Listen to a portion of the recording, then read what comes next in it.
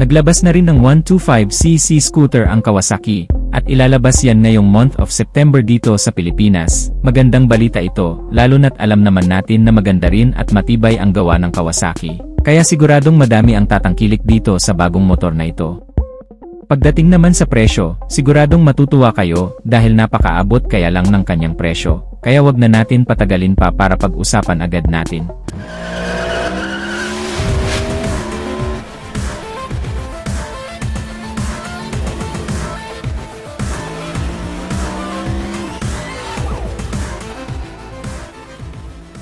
Ito ang Kawasaki Brasky 125, collaboration ito ng Malaysian company na Modernas, ibig sabihin sa Malaysia din manggagaling ang motorsiklo na ito. Sa Malaysia, ang pangalan ng scooter na ito ay Karisma 125 at 2022 pa ito ni-launch sa bansa nila, at base sa mga napanood nating review at feedback sa motor na ito from Malaysia. Maganda at perfect pang araw-araw dahil matipid ito sa gasolina. Kaya naman masasabi kong tamang naging desisyon ng Kawasaki na dalhin din ito dito sa Pilipinas, lalo na't 70% ng mga motorista dito ay mas priority ang mga automatic na motorsiklo. Pagdating sa makina nito, ito ay 124.8cc air-cooled 4-stroke single overhead cam. Single cylinder 2 valves at ito ay fuel-injected na din. Ang compression ratio nito ay 10:1 at ang kanyang maximum power ay 9.3 horsepower at 7,500 rpm. With a maximum torque of 10 Nm at 6,000 rpm. Malaki din ang fuel capacity nito, 5.1 liters, kaya matagal bago ka maubusan ng gasolina. Kumukonsumo lang ito ng 43 to 45 km per liter.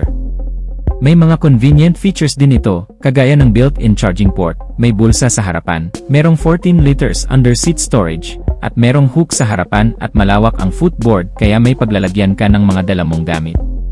Pagdating naman sa porma, modern at stylish ang design nito, may pagka-sporty din ang porma, medyo nahahawig ang porma nito sa Honda Click 125 kapag nakaharap at kapag ka naka-side view naman. Medyo nahahawig ito sa Miosol ay 125. Naka-dual LED headlight ito, meron pa itong DRL o daytime running light na bukod sa dagdag porma dagdag visibility pa ito sa kalsada.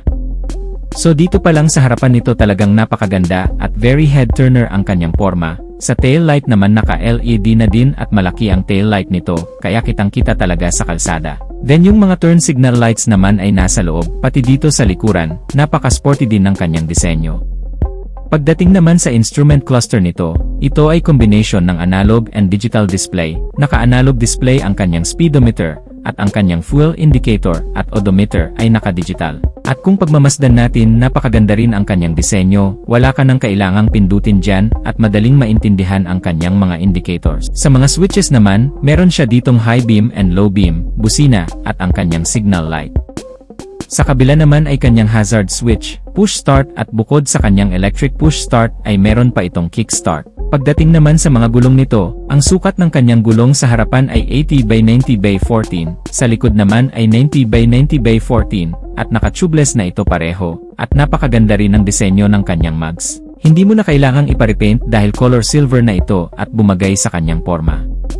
Sa suspension naman, naka-telescopic fork sa harapan at naka-single shock naman dito sa likuran. Pagdating naman sa kanyang preno o sa braking system, naka-single disc brake with 2-piston caliper sa harapan. Sa likuran naman ay naka-drum brake at malakas ang stopping power nito, dahil nga ito ay naka-dual piston caliper na. Maganda ang disenyo ng kanyang muffler. Meron itong heat guard kaya safe ang paa mo, dahil kahit madikit kayo dito hindi kayo mapapaso. Meron pa siyang end cap sa dulo. Color silver kaya bumagay din sa kanyang porma, dahil very average Filipino rider friendly ang motor na to, dahil napakababa lang ng kanyang seat height, 770mm lang ito. Kaya perfect na perfect talaga sa mga kahit mga 5 flat ang height kayang-kayang ay drive ang motor na to. At ang maganda dito sobrang lightweight lang nito, dahil 108 kilos lang, hindi ka mahihirapang magmaniobra, at hindi ka mahihirapang mag-double stand sa motor na to. Malapad din ang kanyang upuan kaya komportable ka rin talaga sa mahabang biyahe, at ganun din ang angkas mo, siguradong mag-i-enjoy dito. Napakaganda rin ang disenyo ng kanyang grab bar, ang color silver ay bumagay din sa kanyang disenyo, at kung mapapansin natin marami siyang mga decals at bumagay din naman sa kanyang forma, maganda ang color combination, yung ibang mga fairings. Dito parang naka-carbon fiber yung kanyang design at yung kanyang kulay ay glossy finish, medyo nahahawig talaga ang forma nito sa Honda Click 125, at kung pagmamasdan din natin may pagka-Muscle ay parang 2-in-1 ang motor na to kapag ka tititigan, pero medyo hawig lang naman dahil meron pa rin naman itong sariling disenyo. Napakaganda at kagaya ng sabi ko kanina magiging available ito ngayong month of September. Nakakatuwa lang isipin, dahil sobrang tagal nang walang scooter na nilalabas ang Kawasaki, at ngayon meron na itong Kawasaki Brasky 125 at sobrang affordable lang, dahil nagkakahalaga lang ito ng 75,000 pesos. Price may vary without prior notice, kaya naman sigurado akong madami ang magkaka-interest bumili dito sa motor na to, dahil unang-una napakaganda ng kanyang disenyo, meron pa siyang mga convenient features, at napakatipid sa gasolina.